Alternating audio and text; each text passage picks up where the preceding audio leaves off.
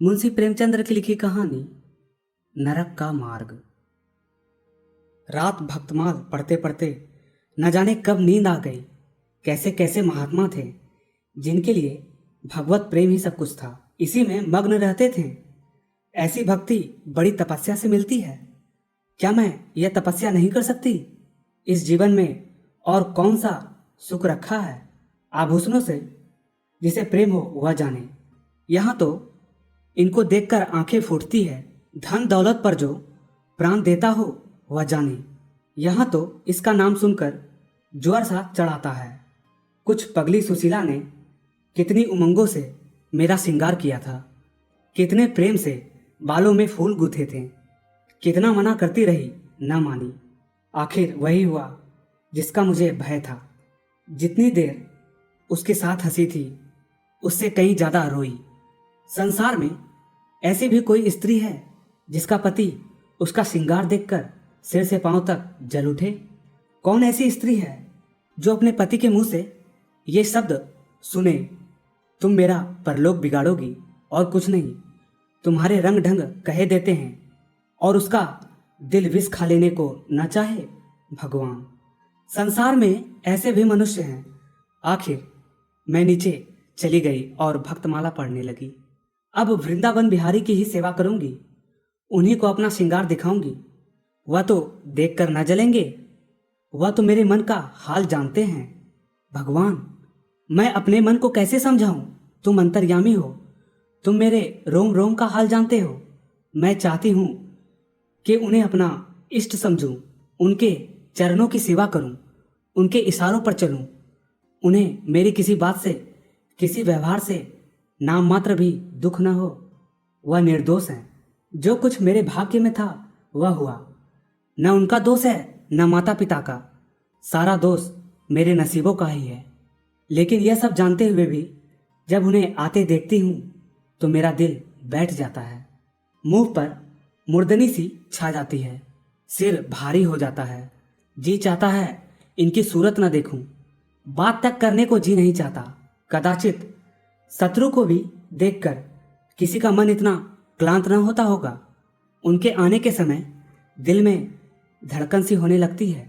दो एक दिन के लिए कहीं चले जाते हैं तो दिल पर से एक बोझ सा उठ जाता है। हंसती भी हूँ, बोलती भी हूँ, जीवन में कुछ आनंद आने लगता है। लेकिन उनके आने का समाचार पाते ही फिर चारों ओर अंधकार। चित्त की ऐसी दशा क्यों है? यह मैं नहीं कर सकती। मुझे तो ऐसा जान पड़ता है कि पूर्व जन्म में हम दोनों में वैर था। उसी वैर का बदला लेने के लिए इन्होंने मुझसे विवाह किया है। वही पुराने संस्कार हमारे मन में बने हुए हैं।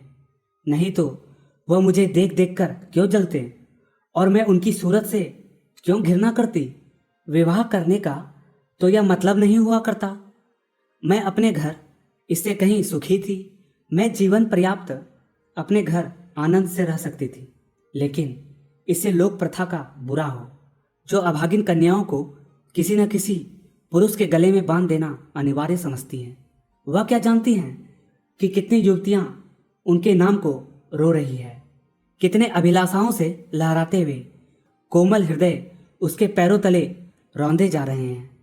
युवती के लिए पति कैसी कैसी मधुर कल्पनाओं का स्रोत होता है। पुरुष में जो उत्तम है, श्रेष्ठ है, दर्शनीय है, उसकी सजीव मूर्ति इस शब्द के ध्यान में आते ही उसकी नजरों के सामने आकर खड़ी हो जाती है। लेकिन मेरे लिए यह शब्द क्या है? हृदय में उठने वाला सूल, कलेजे में खटकने वाला कांटा, आंखों में गड़ने वाली किरकिरी, अंतःकरण को भेदने वाला व्यंग्य बाण। सुशीला को हमेशा हंसते देखती हूँ। वह कभी अपनी दरिद्रता का गिला नहीं करती। गहने नहीं है, कपड़े नहीं हैं, भाड़े के नन्हे से मकान में रहती है। अपने हाथों घर का सारा काम काज करती है, फिर भी उसे रोते नहीं देखती। अगर अपने बस की बात होती तो आज अपने धन को उसकी दरिद्रता से बदल देती। अपने पतिदेव को मुस्कुराते हुए घर में आते देखकर उसका सारा दुख दरिद्र छूमंतर हो जाता, छाती गज भर की हो जाती। उसके प्रेमालिंगन में वह सुख है जिस पर 3 लोक का धन न्यौछावर कर दूं। आज मुझसे जब न हो सका, मैंने पूछा, तुमने मुझसे किस लिए विवाह किया था? यह प्रश्न महीनों से मेरे मन में उठता था, पर मन को रोकती चली आती थी। आज प्याला छलक पड़ा। यह प्रश्न सुनकर कुछ बौखला से गए। बंगले झांकने लगे, खीसे निकालकर बोले, घर संभालने के लिए, गृहस्थी का भार उठाने के लिए, और नहीं क्या भोग विलास के लिए? घरनी के बिना यह आपको भूत का ढेरा सा मालूम होता था? नौकर चाकर घर की संपत्ति उड़ाई देते थे। जो चीज जहां पड़ी रहती थी वहीं पड़ी रहती थी, उसको देखने वाला न था। तो अब मालूम हुआ कि मैं इस घर की चौकसी करने के लिए लाई गई हूँ। मुझे इस घर की रक्षा करनी चाहिए और अपने को धन्य समझना चाहिए कि यह सारी संपत्ति मेरी है। मुख्य वस्तु संपत्ति है, मैं तो केवल चौकीदारिनी हूँ। ऐसे घर में आज ही आग लग जाए। अब तक तो मैं अनजान में घर की चौकसी करती थी, जितना वह चाहते हैं उतना न सही, पर अपनी बुद्धि के अनुसार अवश्य करती थी। आज से किसी चीज को भूलकर भी छूने की कसम खाती हूँ। यह मैं जानती हूँ कि कोई पुरुष घर की चौकसी के लिए विवाह नहीं करता। और इन महाशय ने चिढ़कर यह बात मुझसे कही, लेकिन सुशीला ठीक कहती है। इन्हें स्त्री के बिना घर सूना लगता होगा, उसी तरह जैसे पिंजरे में चिड़िया को न देखकर पिंजरा सूना लगता है। यह है हम स्त्रियों का भाग्य। मालूम नहीं इन्हें मुझ पर इतना संदेह क्यों होता है। जब से नसीब इस घर में लाया है, इन्हें बराबर संदेह मूलक कटाक्ष करके देखती हूँ। क्या कारण है? जरा बाल गुथवाकर बैठी और यह ओठ चबाने लगे। कहीं जाती नहीं, कहीं आती नहीं, किसी से बोलती नहीं, फिर भी इतना संदेह। यह अपमान असहाय है। क्या मुझे अपनी आबरू प्यारी नहीं? यह मुझे इतनी छिछोरी क्यों समझते हैं? इन्हें मुझ पर संदेह करते लज्जा भी नहीं आती। काना आदमी किसी को हंसते देखता है तो समझता है लोग मुझ पर हंस रहे हैं। शायद इन्हें भी यही वहम हो गया है कि मैं इन्हें चिढ़ाती हूँ। अपने अधिकार के बाहर कोई काम कर बैठने से कदाचित हमारे चित्त की यही वृत्ति हो जाती है। भिक्षुक राजा की गद्दी पर बैठकर चैन की नींद नहीं सो सकता, उसे अपने चारों तरफ शत्रु ही शत्रु दिखाई देंगे। मैं समझती हूँ सभी शादी करने वाले बुड्ढों का यही हाल है। आज सुशीला के कहने से मैं ठाकुर जी की झांकी देखने जा रही थी। अब यह साधारण बुद्धि का आदमी भी समझ सकता है कि फूहड़ बहू बनकर बाहर निकलना अपनी हंसी उड़ाना है, लेकिन आप उसी वक्त न जाने किधर से टपक पड़े और मेरी ओर तिरस्कारपूर्ण नेत्रों से देखकर बोले, कहाँ की तैयारी है? मैंने कह दिया, जरा ठाकुर जी की झांकी देखने जाती हूँ। इतना सुनते ही त्योरियां चढ़ाकर बोले, तुम्हारे जाने की जरूरत नहीं है। जो स्त्री अपने पति की सेवा नहीं कर सकती, उसे देवताओं के दर्शन से पुण्य के बदले पाप होता है। मुझसे उड़ने चली हो? मैं औरतों की नस नस पहचानता हूँ। ऐसा क्रोध आया कि बस अब क्या कहूँ। उसी दम कपड़े बदल डाले और प्रण कर लिया कि अब कभी दर्शन करने न जाऊंगी। इस अविश्वास का भी कुछ ठिकाना है? न जाने क्या सोचकर रुक गई। उसकी बात का जवाब तो यही था कि उसी क्षण घर से चल खड़ी होती, फिर देखती मेरा क्या कर लेते। इन्हें मेरा उदास और विमन रहने पर आश्चर्य होता है। मुझे मन में कृतज्ञ समझते हैं। अपनी समझ में इन्होंने मेरे साथ विवाह करके शायद मुझ पर बड़ा एहसान किया है। इतनी बड़ी जायदाद और इतनी विशाल संपत्ति की स्वामिनी होकर मुझे फूल न समाना चाहिए था। आठों पहर इनका यशगान करते रहना चाहिए था। मैं यह सब कुछ न करके उल्टे और मुंह लटकाए रहती हूँ। कभी कभी मुझे बेचारे पर दया आती है। यह नहीं समझते कि नारी जीवन में कोई ऐसी वस्तु भी है जिसे खोकर उसकी आंखों में स्वयं भी नरक तुल्य हो जाता है। 3 दिन से बीमार हैं। डॉक्टर कहते हैं बचने की कोई आशा नहीं, निमोनिया हो गया है। पर मुझे न जाने क्यों इनका गम नहीं है। मैं इतनी वज्र हृदय कभी न थी। न जाने वह मेरी कोमलता कहाँ चली गई। किसी बीमार की सूरत देखकर मेरा हृदय करुणा से चंचल हो जाता था। मैं किसी का रोना नहीं सुन सकती थी। वही मैं हूँ कि आज 3 दिन से उन्हें अपने बगल के कमरे में पड़े कहराते सुनती हूँ और एक बार भी उन्हें देखने न गई। आंख में आंसू आने का जिक्र ही क्या। मुझे ऐसा मालूम होता है इनसे मेरा कोई नाता ही नहीं। मुझे चाहिए कोई पिचासनी कहे चाहे उल्टा, पर मुझे तो यह कहने में लेस मात्र भी संकोच नहीं है कि इनकी बीमारी से मुझे एक प्रकार का ईर्ष्यामय आनंद आ रहा है। इन्होंने मुझे यहाँ कारावास दे रखा था। मैं इन्हें विवाह का पवित्र नाम नहीं देना चाहती। यह कारावास ही है।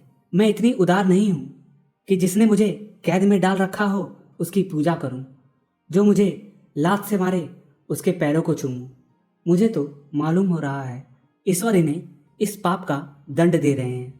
मैं निसंकोच होकर कहती हूँ कि मेरा इनसे विवाह नहीं हुआ। स्त्री किसी के गले में बांध दिए जाने से ही नहीं उसकी विवाहित हो जाती। वही संयोग विवाह का पद पा सकता है जिसमें कम से कम एक बार तो हृदय प्रेम में पुलकित हो जाए। सुनती हूँ महाशय अपने कमरे में पड़े पड़े मुझे कोसा करते हैं, अपनी बीमारी का सारा बुखार मुझ पर निकालते हैं, लेकिन यहाँ इनकी परवाह नहीं। जिसका जी चाहे जायदाद ले, धन ले, मुझे इसकी जरूरत नहीं। आज 3 दिन हुए मैं विधवा हो गई। कम से कम लोग यही कहते हैं, जिसका जो जी चाहे कहे, पर मैं अपने को जो कुछ समझती हूँ वह समझती हूँ। मैंने चूड़ियाँ नहीं तोड़ी। क्यों तोड़ूं? मांग में सिंदूर पहले भी न डालती थी, अब भी नहीं डालती। बूढ़े बाबा का क्रियाक्रम उनके सुपुत्र ने किया। मैं पास न फटकी। घर में मुझ पर मनमानी आलोचनाएं होती है। कोई मेरे गुथे हुए बालों को देखकर नाक सिकोड़ता है, कोई मेरे आभूषणों पर आंख मटकाता है। यहाँ इसकी चिंता नहीं। इन्हें चिढ़ाने को मैं भी रंग बिरंगिया साड़ियाँ पहनती हूँ और बनती सवरती हूँ। मुझे जरा भी दुख नहीं होता। मैं तो कैद से छूट गई। इधर कई दिन बाद सुशीला के घर गई। छोटा सा मकान है, कोई सजावट न सामान, चारपाइयाँ तक नहीं, पर सुशीला कितने आनंद से रहती है। उसका उल्लास देखकर मेरे मन में भी भांति भांति की कल्पनाएं उठने लगती है। उन्हें कुत्सित क्यों कहूँ जब मेरा मन उन्हें कुत्सित नहीं समझता। इनके जीवन में कितना उत्साह है। आंखें मुस्कुराती रहती है, ओंठों पर मधुर हास्य खेलता रहता है, बातों में प्रेम का स्रोत बहता हुआ जान पड़ता है। इस आनंद से चाहे वह कितनी ही क्षणिक हो, जीवन सफल हो जाता है। फिर उसे कोई भूल नहीं सकता। उसकी स्मृति अंत तक के लिए काफी हो जाती है। इस मिजराव की चोटी हृदय के तारों को अंतकाल तक मधुर स्वरों से कंपित रख सकती है। एक दिन मैंने सुशीला से कहा, अगर तेरे पतिदेव कहीं परदेश चले जाएं तो रोते रोते मर जाएगी? सुशीला गंभीर भाव से बोली, नहीं बहन, मरूंगी नहीं। उनकी याद सदैव प्रफुल्लित करती रहेगी, चाहे उन्हें परदेश में बरसों लग जाएं। मैं यही प्रेम चाहती हूँ। इसी चोट के लिए मेरा मन तड़पता रहता है। मैं भी ऐसे ही स्मृति चाहती हूँ, जिसके दिल के तार सदैव बजते रहें, जिसका नशा नित्य छाया रहे। रात रोते रोते हिचकियां बद गई। न जाने क्यों दिल भर आता था। अपना जीवन सामने एक बीहड़ मैदान की भांति फैला मालूम होता जाता था, जहां बगुलों के सिवा हरियाली का नाम नहीं। घर फाड़े खाता था। चित ऐसा चंचल हो रहा था कि कहीं उड़ जाऊं। आजकल भक्ति के ग्रंथों की ओर ताकने को जी नहीं चाहता। कहीं सैर करने जाने की भी इच्छा नहीं होती। क्या कहूँ, क्या चाहती हूँ, वह मैं स्वयं नहीं जानती। लेकिन मैं जो नहीं जानती वह मेरा एक एक रोम जानता है। मैं अपनी भावनाओं की सजीव भूमि हूँ। मेरा एक एक अंग मेरी आंतरिक वेदना का अंतर्नाद कर रहा है। मेरे चित्त की चंचलता उस अंतिम दशा को पहुंच गई है जब मनुष्य को निंदा की न लज्जा रहती है और न भय। जिन लोभी स्वार्थी माता पिता ने मुझे कुएं में ढकेला, जिस पाषाण हृदय प्राणी ने मेरी मांग में सिंदूर डालने का स्वांग किया, उसके प्रति मेरे मन में बार बार दुष्कामनाएं उठती है। मैं उन्हें लज्जित करना चाहती हूँ। मैं अपने मुंह में कालिख लगाकर उनके मुख में कालिख लगाना चाहती हूँ। मैं अपने प्राण देकर उन्हें प्राणदंड दिलाना चाहती हूँ। मेरा नारित्व लुप्त हो गया है। मेरे हृदय में प्रचंड ज्वाला उठी हुई है। घर के सारे आदमी सो रहे थे। मैं चुपके से नीचे उतरी, द्वार खोला और घर से निकली। जैसे कोई प्राणी गर्मी से व्याकुल होकर घर से निकले और किसी खुली हुई जगह की ओर दौड़े। उस मकान में मेरा दम घुट रहा था। सड़क पर सन्नाटा था। दुकानें बंद हो चुकी थी। सहसा एक बुढ़िया आती हुई दिखाई दी। मैं डरी कहीं चुड़ैल न हो। बुढ़िया ने मेरे समीप आकर मुझे सिर से पांव तक देखा और बोली, किसकी राह देख रही हो? मैंने चिढ़कर कहा, मौत की। बुढ़िया, तुम्हारे नसीब में तो अभी जिंदगी के बड़े बड़े सुख भोगने हैं। अंधेरी रात गुजर गई, आसमान पर सुबह की रोशनी आ रही है। मैंने हंसकर कहा, अंधेरे में भी तुम्हारी आंखें इतनी तेज है कि नसीबों की लिखावट पढ़ लेती है। बुढ़िया, आंखों से नहीं पढ़ती बेटी, अक्ल से पढ़ती हूँ। धूप में चूड़े सफेद नहीं किए, तुम्हारे बुरे दिन गए और अच्छे दिन आ रहे हैं। हंसो मत बेटी, यही काम करते इतनी उम्र गुजर गई। इस बुढ़िया के बदौलत जो नदी में कूदने जा रही थी वो आज फूलों की सेज पर सो रही है। जो जहर का प्याला पीने को तैयार थी वो आज दूध की कुल्लियां कर रही है। इसलिए इतनी रात गए निकलती हूँ कि अपने हाथों किसी अभागिन का उद्धार हो सके तो करूं। किसी से कुछ नहीं मांगती, भगवान का दिया सब कुछ घर में है। केवल यही इच्छा है कि अपने से जहां तक हो सके दूसरों का उपकार करूं। जिन्हें धन की इच्छा है उन्हें धन, जिन्हें संतान की इच्छा है उन्हें संतान। बस और क्या कहूँ, वह मंत्र बता देती हूँ कि जिसकी जो इच्छा हो वह पूरी हो जाए। मैंने कहा, मुझे न धन चाहिए न संतान, मेरी मनोकामना तुम्हारे बस की बात नहीं। बुढ़िया हंसी, बेटी जो तुम चाहती हो वह मैं जानती हूँ। तुम वह चीज चाहती हो जो संसार में होते हुए स्वर्ग की है, जो देवताओं के वरदान से भी ज्यादा आनंदप्रद है, जो आकाश कुसुम है, गुलर का फूल है और अमावस का चांद है। लेकिन मेरे मंत्र में वह शक्ति है जो भाग्य को भी संवार सकती है। तुम प्रेम की प्यासी हो, मैं तुम्हें उस नाव पर बैठा सकती हूँ जो प्रेम के सागर में प्रेम की तरंगों पर क्रीड़ा करती तुम्हें पार उतार दे। मैंने उत्कंठित होकर पूछा, माता तुम्हारा घर कहाँ है? बुढ़िया, बहुत नजदीक है बेटी, तुम चलो तो मैं अपनी आंखों पर बैठा कर ले चलूं। मुझे ऐसा मालूम हुआ कि यह कोई आकाश की देवी है। उनके पीछे पीछे चल पड़ी। आहा, वह बुढ़िया जिसे मैं आकाश की देवी समझती थी नरक की डाइन निकली। मेरा सर्वनाश हो गया। मैं अमृत खोजती थी, विष मिला। निर्मल स्वच्छ प्रेम की प्यासी थी, गंदे विषाक्त नाले में गिर पड़ी। वह वस्तु न मिलती थी, न मिली। मैं सुशीला का सा सुख चाहती थी, लेकिन जीवन पथ में एक बार उल्टी राह चलकर फिर सीधा मार्ग पर आना कठिन है। लेकिन मेरे अधपतन का अपराध मेरे सिर नहीं, मेरे माता पिता और उस बूढ़े पर है जो मेरा स्वामी बनना चाहता था। मैं यह पंक्तियां न लिखती, लेकिन इस विचार से लिख रही हूं कि मेरी आत्मकथा पढ़कर लोगों की आंखें खुले। मैं फिर कहती हूं, अब भी अपनी बालिकाओं के लिए मत देखो धन, मत देखो जायदाद, मत देखो कुलीनता, केवल वर देखो।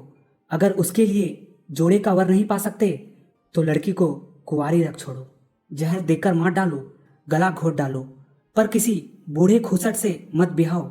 स्त्री सब कुछ सह सकती है, दारुण से दारुण दुख, बड़े से बड़ा संकट अगर नहीं सह सकती तो अपने यौवन काल की उमंगों का कुचला जाना। रही मैं, मेरे लिए अब इस जीवन में कोई आशा नहीं। इस अधम दशा को भी उस दशा से न बदलूंगी जिससे निकल कर आई हूं। आप सुन रहे थे Munshi Premchand. Hit your target, संघर्ष सफलता का।